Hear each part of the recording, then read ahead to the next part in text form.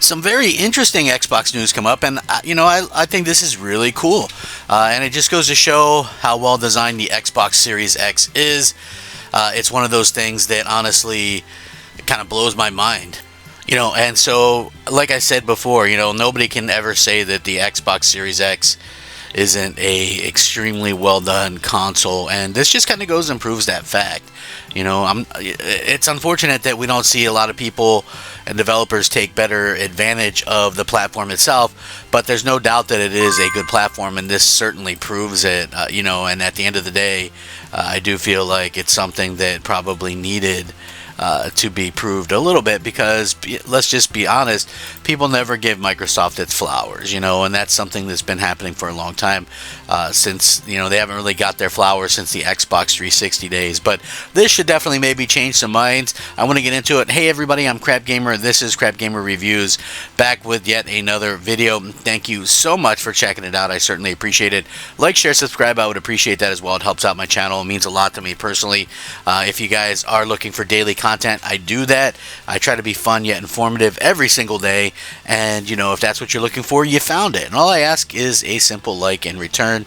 It helps the videos to be seen and stuff like that, so thank you guys. Now, we know that the Xbox is a beast of a console, and now we see that Metal Gear Solid Delta runs smoother on Xbox Series X than PS5, and even the PS5 Pro. It's kind of weird. Okay, the Series S is a little bit running behind, but to find out that the Xbox Series X runs better than the PS5 and the Pro is interesting.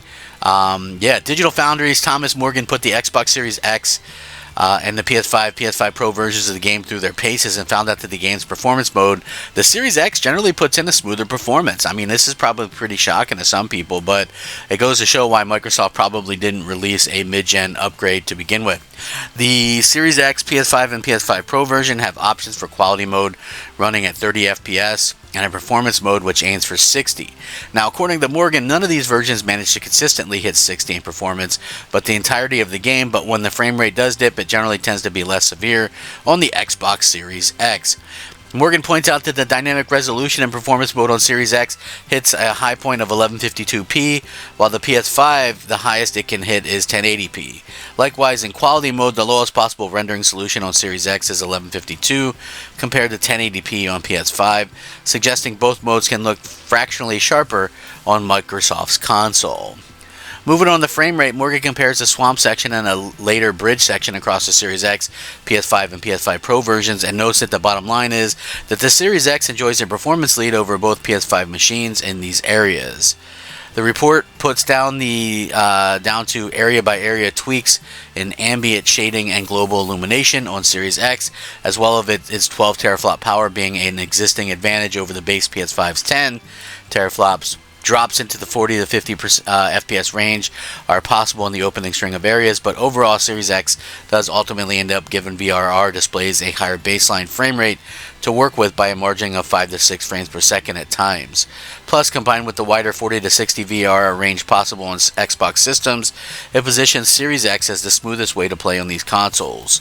Morgan does go on to note that areas where PS5 does run smoother, but says Series X generally runs smoother on average, adding Series X relationship performance is higher, but the reality is it still has a few issues. The Xbox Series S version, on the other hand, doesn't fare quite as well. Microsoft's less powerful console doesn't give players a choice between performance or quality, instead just given a single 30 FPS mode. Morgan says players are effectively lumbered with uneven frame pacing no matter what on Series S, and it drops below 30 frames per second more frequently than the quality mode does on the Series X. The Series S dynamic resolution goes from 540p to 1080p, and it's noted that Delta's upscaler doesn't always have sufficient pixel data to work with, and too often the image ends up being noisy or pixelated on the Series S. Concluding, he says all versions of the game suffer from some issues, which mean the quality and performance mode both fail to continually hit 30 or 60 respectively, but that the saving grace for Series X is that it does at least offer a frame rate lead over Sony's machines and most matching runs through the jungle, barring a few exceptions. Series S is just hard to recommend, he said. According to a lot of people, Snake Eater Delta, it's solid but safe remake. It's a steady hand at the tiller of a franchise that has felt in mortal danger for some time now, and it's a way to play the PS2 classic on modern hardware with a fresh coat of paint and contemporary controls. So, again, there's the good news to that, and I'm sure this probably surprised some people. Like, it doesn't necessarily surprise me. I find it to be very interesting that people are kind of shocked at this news, but like I've mentioned this numerous times, Xbox Series X is a very good machine. It's a machine that Microsoft obviously put a lot of thought into. Will we ever get another machine like that? Hey, listen, I don't really know. It's really kind of hard saying, but what I do know is that Xbox has done an extremely good job to kind of put out a console that really kind of justifies itself, you know what I mean? And I think that that's incredibly smart and incredibly intelligent of themselves to kind of put that in there. So again, I find that that's a good idea for them to kind of have, and a good idea for them to kind of do something like that. Obviously, I feel like because the Xbox has vastly undersold the PlayStation in terms of the ability to have exclusives, and Xbox, I feel like that's been a bit of a problem, because developers are going to want to not really take as much time with the Xbox versions and things like that, and that's a real problem. You know what I mean? Again, we don't know what's going to help, what's going to happen, what's going to help, what's going to hurt, or anything like that in terms of being able to kind of get people involved on these things. But I think that we are in a different kind of world now with Xbox and PlayStation, and the fact that Xbox can kind of hold its own is really a spectacular thing. It's really a good thing at the end of the day. And Microsoft, like I said, I'm not sure what the plan is for Microsoft in the future. Do they want to go out and kind of say, hey, we built this new console. There's rumors that it might be some kind of PC hybrid thing. I don't think there's anything such as a hybrid. I don't think there really is anything like that. But if that just makes it a PC, and so if it is that, I probably wouldn't have much interest in it. If they come out with just a console that's kick-ass and powerful, and at a respectable price, and I think that's something that I could definitely get into. At the end of the day, that's something that I could definitely get next to. It really kind of just depends, though, on what they kind of put out for it, what they put into it.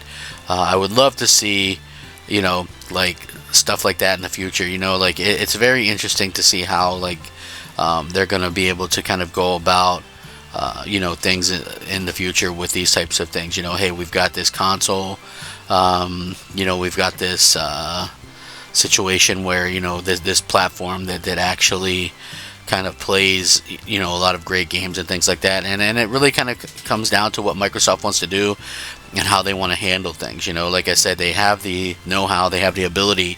Will Xbox ever be big like PlayStation? Absolutely not.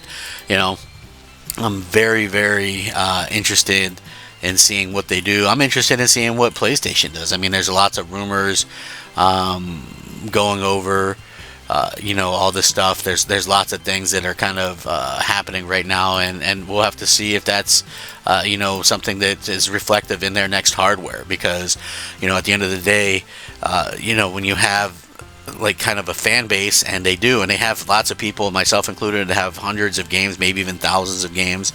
They think maybe they have those people by the nards. Hey, we got this. They have their library with us. They're not going to lose out on that. But for me, I think the Series X is going to be around for a long time, at least till 2030, viable and probably getting new games. So, you have plenty of time to kind of stick with that and things like that. I don't think people are going to upgrade as fast. Believe it or not, people didn't upgrade this generation as fast. You know what I mean? PS5 fell behind the PS4, Xbox obviously fell way behind Xbox One, despite Xbox One being a disappointment in and of itself. And you know, it's just the way that it is. You know, like things are obviously changing in gaming. A lot of those games as a service, you know, a lot of casuals just play the same things: Fortnite, you know, Call of Duty, Madden, FIFA, whatever the case may be. And so they didn't see the need to upgrade. So stuff like GTA 6 was few and far between, you know, stuff like college football, few and far between. So there wasn't really this big need to upgrade. I think that, you know, that's probably going to be the case going forward, and we'll see even less sales, but more people on the platform in general, because they'll be on both platforms. So anyway, I'll link this. You guys can check it out. Rack 'em up. Crap Gamer out.